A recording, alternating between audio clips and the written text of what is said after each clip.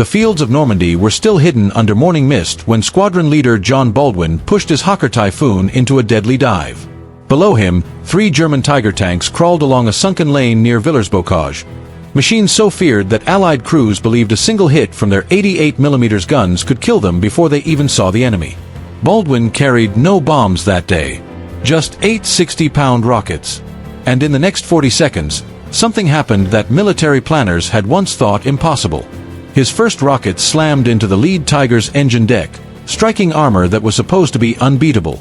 The second Tiger tried backing into cover, but another Typhoon dropped from the clouds, rockets already on their way. Moments later, all 3 Tigers were burning, their crews forced into the fields around them. This wasn't a lucky one-off. It was becoming the new pattern of the summer of 1944. For nearly 2 years, the Tiger tank had terrified Allied soldiers. Its 100mm frontal armor could shrug off hits from Shermans and Churchills. Entire advances stalled at the mere rumor of Tigers nearby. Some crews refused to move forward if one was reported in the area. German propaganda only made the fear worse, telling stories of single Tigers stopping battalions. The fear wasn't baseless. The Tiger really was superior, until the Typhoon arrived. During Operation Goodwood in July 1944, RAF pilots claimed they were destroying more German tanks in a single afternoon than ground forces could in a week. At first, commanders didn't believe them. Air crews were known to overclaim. But the wrecks told the truth. Teams inspecting destroyed Tigers found holes punched from above, damage no Allied tank gun could have made. Metallurgists were surprised.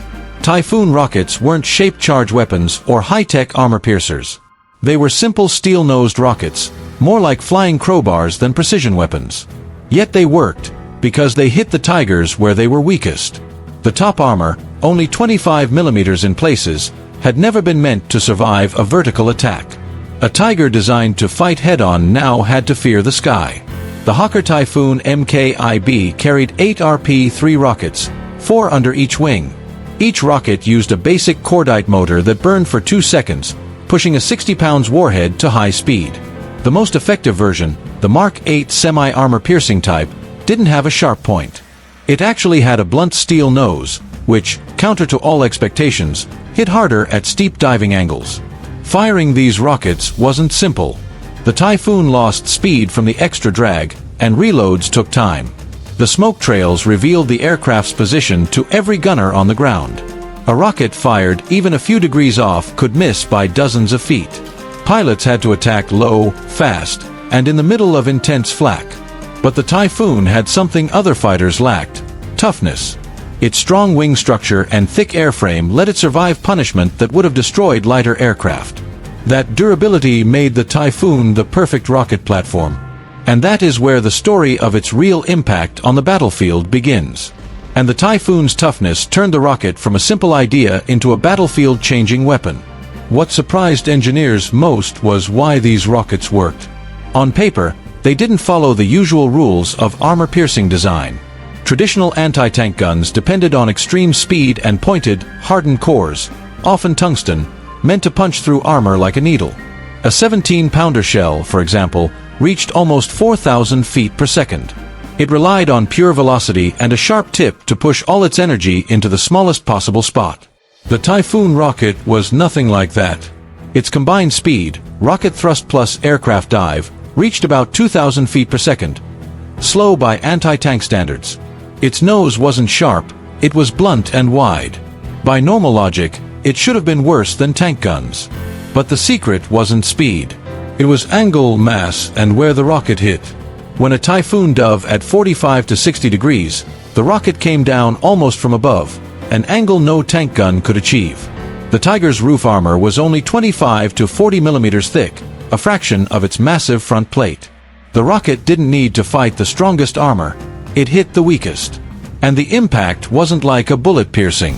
Metallurgists later explained that the blunt warhead created a violent shockwave on impact. Instead of cutting through armor, it punched out a circular plug of steel, blasting it inside the tank along with fragments and explosive force. Even rockets that struck within a few feet could crack interior surfaces or send deadly spall into the crew compartment. Gravity added even more punch. After the motor burned out, The falling rocket picked up extra speed on the way down, making the final impact far stronger than its launch speed alone. Most importantly, the dive angle meant rockets often hit almost perpendicular to the armor, maximizing energy transfer. No deflecting, no glancing off sloped plates. Just a direct hammer blow. Modern testing shows that a 60 pounds rocket with a 3-inch blunt nose will penetrate 25 to 40 millimeters armor about 70% of the time if it strikes within 30 degrees of perpendicular. The Tiger's roof fit that exact weakness. The Mortain crisis, when rockets changed the battlefield. Just east of the small town of Mortain, the German High Command planned one last massive counterattack. On the night of August 6, 1944, Field Marshal Gunther von Kluge gathered 4 panzer divisions, including nearly 70 Tigers from elite SS formations, hoping to break through the American lines and reach Avranches. Hitler believed this attack could trap Patton's Third Army and reverse the Normandy campaign. Fog at dawn on August 7 helped the Germans. With Allied aircraft grounded, their tanks punched through American positions and gained alarming ground. By late morning, U.S. units were surrounded and calling desperately for help. Then the sky cleared. Within half an hour, RAF pilots received urgent orders to strike the advancing armor. Squadron leader David Innes of No. 193 Squadron led the first wave. His 8 Typhoons dove straight into the German spearhead. Innes spotted a Tiger halted at a crossroads, likely its commander checking maps in the chaos. He dived from 4,000 feet, firing 2 rockets at 2,000 feet. Both slammed into the tank's rear deck, followed by a towering explosion as fuel or ammunition ignited. All afternoon, Typhoon squadrons rotated in non-stop. No. 197 Squadron claimed 6 Tigers in a single mission. No. 266 Squadron reported 9 armored kills, 3 of them unmistakably Tigers. By evening, reconnaissance photos showed at least 15 Tigers burning or abandoned along a few miles of road, some with turrets blown off by internal explosions. German unit diaries partly confirm these losses. The 1st SS Panzer's Heavy Tiger Battalion, which began the day with 23 operational tanks, ended it with only 9 that still ran. Not every Tiger was destroyed by rockets. Some broke down or were scuttled. But rockets were the main reason the attack collapsed. The impact on German tactics was immediate. Tank commanders who once advanced boldly were now moving constantly just to avoid becoming easy targets. Their need to stay in cover slowed the entire counterattack. American troops who had been close to being overrun suddenly saw enemy armor hesitate, hide, and eventually fall back. By August 8, Operation Luttich had failed completely. The very Tiger units meant to lead the counterstrike were too damaged to continue. Toward the Falaise trap. As the days passed, the German army in Normandy was squeezed into a shrinking pocket between advancing Allied forces. The escape route near Falaise and Argentan became the only way out for nearly 100,000 German troops, including the last surviving Tigers from multiple battalions. And the Typhoons would soon return to strike again. The closing days inside the Falaise pocket forced everything into a handful of narrow escape routes where the Dives River could be crossed. For Typhoon pilots, it became, as squadron leader Desmond Scott later put it, a fighter pilot's dream and a humanitarian's nightmare. On August 18th, conditions were ideal. Clear skies, steady visibility, and roads jammed with German units trying desperately to escape encirclement. With the gap reduced to barely 8 miles, 2nd TAF launched continuous waves of rocket-armed Typhoons. Flight Lieutenant John Gawley of No. 184 Squadron described seeing an almost unbroken line of vehicles, already burning in places, stretching across the valley. What made the Tigers vulnerable wasn't their armor but their inability to move. Hemmed in by hedgerows and steep earth banks, they sat nose to tail with trucks, command cars, and horse wagons. With no room to disperse, each Typhoon attack became a predictable ambush. Pilots dove from 5,000 feet, the leader aiming to block the head of the column while the rest worked down the traffic jam. Tigers, conspicuous and tactically important, drew the most attention.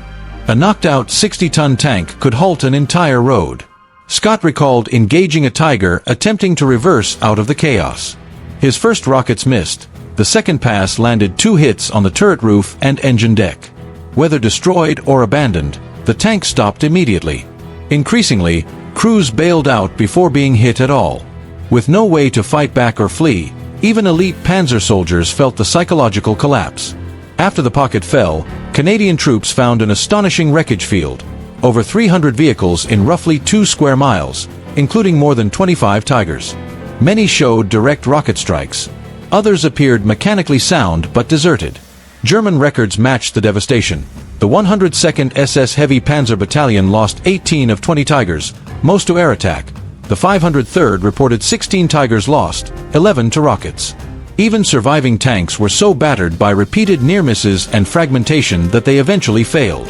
The geography amplified rocket accuracy. With vehicles confined to narrow roads, pilots didn't need to search for moving targets. Everything was fixed in place. Misses often hit something else in the column. Continuous attacks, with aircraft arriving every few minutes, created a sense of total helplessness. Crews developed what modern psychology would call learned helplessness. Many simply abandoned their Tigers and ran. The deeper cause of this vulnerability lay in German design philosophy. The Tiger's armor, 100 mm frontal glacis, 120 mm turret front, 80 mm sides, was built for the Eastern Front, where threats came from Soviet guns and tanks firing horizontally. Top armor, just 25 to 28 mm over the engine and turret, reflected peacetime engineering compromises. Extra thickness would have pushed the 56-ton Tiger beyond practical limits. German doctrine also assumed reliable air cover and dense flak protection, a system that collapsed in Normandy under Allied air supremacy. With the Luftwaffe grounded and flak batteries suppressed, Tigers were left exposed from above. Attempts to improvise extra protection, track links on the engine deck, makeshift plates, added weight and caused engine overheating without meaningfully stopping rockets. Even the later Tiger II, with top armor increased to around 40 to 44 mm, still proved vulnerable in tests. True immunity would have required 70 to 80 mm of roof armor, an impossible addition for a mobile field tank. Typhoon attacks themselves required a blend of nerve and geometry. Pilots like Pierre Clostermann described lining up dives as solving a moving trigonometry problem while under fire. From 4,000 to 5,000 feet, they rolled into 45 to 50 degrees dives, steep enough for perpendicular impacts but shallow enough to pull out. Velocity built toward 400 miles per hour. The pilot had seconds to aim using improvised sight marks to compensate for rocket drop. Ripple firing in pairs improved hit probability compared to firing all 8 at once. Pullouts were almost as dangerous as the attacks. Low altitude, high speed, and mounting G-forces caused vision to narrow and sometimes led to blackout. German flak crews often waited to fire until after rockets were released, when Typhoons were slow and predictable. Veteran pilots survived by jinking immediately on pullout and avoiding known flak points. Behind every successful strike lay an intelligence chain unseen by pilots. Photo recon Spitfires mapped German movements daily, analysts identified tank units and choke points, and forward controllers relayed coordinates to orbiting squadrons. By the time a Typhoon pilot rolled into a dive, a vast system of reconnaissance and communication had already prepared the target. These reconnaissance photos were passed to interpretation units, where analysts studied every frame through stereoscopic viewers. By comparing shadows, track spacing, and vehicle dimensions, they could identify German armor with surprising precision.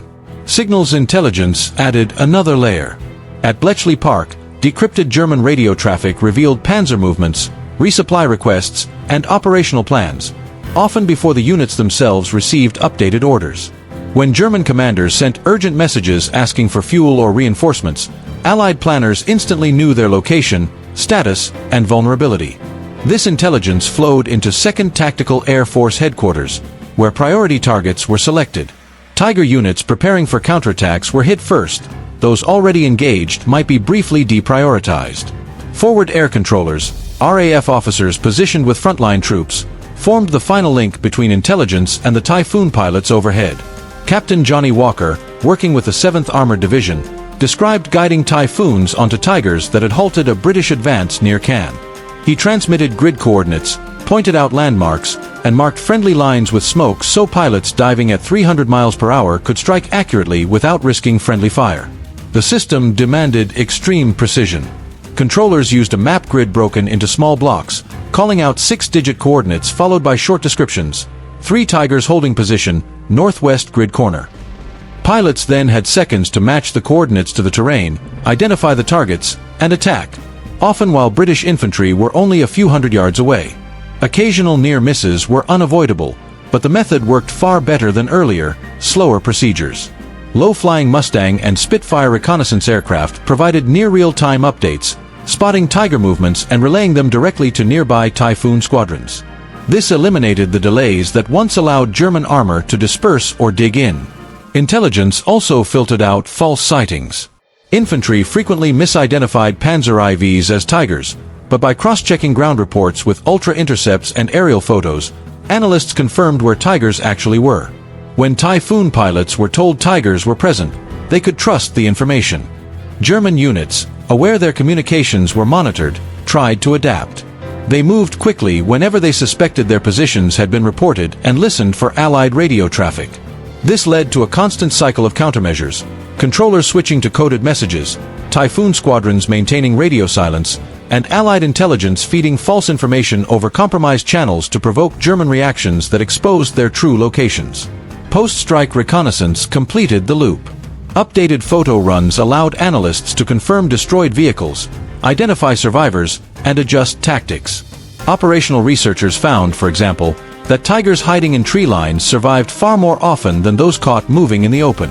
Future strikes focused on hitting Tiger units while they were relocating or stuck in traffic, moments when they were most vulnerable. Overall, this intelligence network proved almost as decisive as the Typhoon's rockets. German panzer commanders operated in constant uncertainty, never sure if their positions were known or when the next wave of aircraft would appear. Allied commanders, with a clearer picture of German dispositions than many German officers themselves, ensured that Tiger units were repeatedly located, attacked, and denied any opportunity to regroup. By August 21, 1944, the Falaise pocket had closed. Roughly 50,000 German troops were trapped, and irreplaceable armor lay destroyed across the countryside. One lesson overshadowed all others. Tanks could no longer be designed solely to fight other tanks. The Tiger's vulnerability to air-launched rockets forced a complete rethinking of post-war armored doctrine. The Soviets expanded development of air-to-ground rockets, the US adopted British rocket concepts, and Western designers began giving turret roofs serious armor protection for the first time. Tanks like the T-54, Centurion, and M48 incorporated far thicker top armor, reflecting new expectations about air threats. The doctrinal impact went deeper. Post-war armies recognized that armored units needed integrated air defense. Soviet divisions added missile batteries. NATO built combined arms air defense systems to prevent any battalion from operating without protection. Tactical planning began to treat air attack as a primary danger, dictating movement routes, dispersion standards, and timing based on enemy air capability. The Tiger, once the embodiment of specialized heavy armor thinking, became a symbol of the limits of that philosophy. It dominated when fighting on its own terms, but collapsed when exposed to threats its design never prioritized. Modern main battle tanks, from the Challenger to the Leopard and Abrams, reflect a more balanced approach.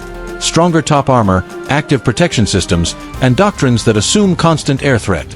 Just as aircraft evolved, Typhoon rockets giving rise to guided missiles and dedicated anti-tank helicopters, intelligence did too. Normandy proved that battlefield awareness could be decisive. Today's satellite networks, drones, signals intelligence, and data fusion systems are direct descendants of the system that guided Typhoon pilots onto German Tigers. Perhaps the most enduring lesson is this: air power could deliver strategic results on its own. Normandy showed that even the strongest tank could be defeated by an entirely different approach, one that attacked from above, bypassing the strengths its designers had trusted.